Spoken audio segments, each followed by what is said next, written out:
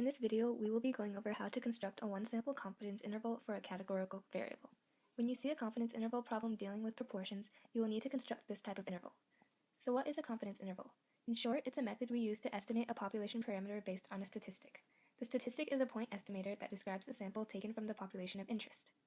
The confidence interval for estimating a population parameter has the following form. The second part of this expression is equivalent to the margin of error. We can rewrite this expression with variables, as shown, where p hat represents the sample statistic or proportion, z star is the critical value, and n is the sample size. Now that we know the basic formula, let's try some sample problems. You can pause the video if you need more time to read the question. When constructing and interpreting a confidence interval, it's best to follow the four-step process, which consists of state, plan, do, and conclude. For the first step, we need to answer two questions. What parameter do we want to estimate, and at what confidence level? Looking back at the problem, notice that they gave us a confidence level of 90%, meaning our estimation should be with 90% confidence. The parameter that we want to estimate is p, the true proportion of students at the university who are willing to report littering. So to complete the state step, we can say, we want to estimate the true proportion of students at this university who would report littering with 90% confidence. Our second step is plan. We need to identify the appropriate inference method and then check the conditions to make sure we can use it. For this problem, since we are using a statistic from one sample only, we will be constructing a one-sample z-interval for a population proportion. We use z-intervals for categorical variables and t-intervals for quantitative variables. We can use this inference method if three conditions are met: random, 10%, and large counts. Our data needs to come from a well-designed random sample or randomized experiment. For this problem, the random condition is met because a simple random sample of 181 students from the population is used. For the 10% condition, when we are sampling without replacement, we need to check that n, the sample size, is less than 10% or 1/10 of the population size, capital N. In this case, we can assume that 181 students is less than 10% of the student population at this large university. Finally, we check the large counts condition by making sure that both n times p hat and n times 1 minus p hat are at least 10. Once again, p hat is the sample statistic. In this problem, p hat equals 33 out of 181, or approximately 0.182.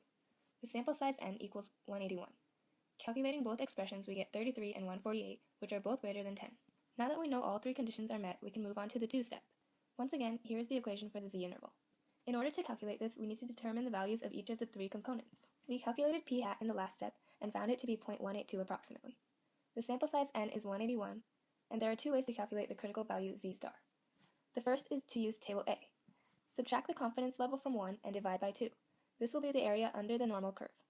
Then locate that number on the chart in the middle, and the 10th digit is located in the margin of that row, and the 100th digit is in the margin of that column. So for this problem, the area is 1 minus 0.9 divided by 2, which equals 0.05. The closest number on table A is 0.0505, which lines up with the negative 1.6 row and the 0.04 column. Therefore, our z value is approximately negative 1.64, and our critical value z star is the absolute value, positive 1.64. The second method is to use a graphing calculator's inverse norm function. On a TI-84 Plus, press second followed by distribution, which should open up a menu of distribution functions. We will be using number 3, the inverse normal function. Simply input the area, which we found out to be 0.05. Since the curve is normal, the mean and standard deviation are 0 and 1 respectively. Using the calculator, we get a critical value of 1.645, which is very close to the number we got from table A. Now that we know p hat, n, and z star, we can plug them into the formula to calculate the confidence interval. A faster way is just to use our calculator by opening up the stat menu and selecting the one proportion z interval under tests. We input the x value 33, the sample size n, which is 181, and the confidence level of 0.9. Our confidence interval, therefore, is from 0.1351 to 0.2295. For the conclusion step of the process, we want to show our confidence level and our interval in this form. In this case, we would state that we are 90% confident that the interval from 0.1351 to 0.2295 captures the true proportion of students at this university who would report littering. Some problems may ask you to interpret the confidence level, which is different from interpreting a confidence interval. To say that we are C% confident is shorthand for, if we take many samples of the same size from this population, about C% of them will result in an interval that captures the actual parameter value. So put in the context of the previous problem, we can say that if we take many samples of 181 students from the university, about 90% of them would result in an interval that captures the true proportion of students at the school who would report littering. There is one last type of problem that you should look out for. Here is an example. Take a moment to read the question. You can pause the video if you need more time. The margin of error is the distance between the test statistic and the boundaries of the confidence interval. The formula for margin of error is as follows. To get a smaller margin of error, we need to use a larger sample size. The confidence level for this problem is 0.95. So using table A or the inverse norm function on a calculator, we get a critical value of approximately 1.96. Since no p-hat value was specified, we will use 0.5 since this will maximize the margin of error. We want a margin of error less than or equal to 0.03, so we plug this into the inequality and solve for n. Once we isolate the variable, we will find that n is greater than or equal to 1067.11. So to obtain a margin of error no greater than 0.03, we will need a minimum sample size of 1068 registered voters. Now we know how to construct a confidence interval for a proportion and estimate a sample size to get a certain margin of error. When you are solving these types of problems, some common mistakes are confusing p and p-hat.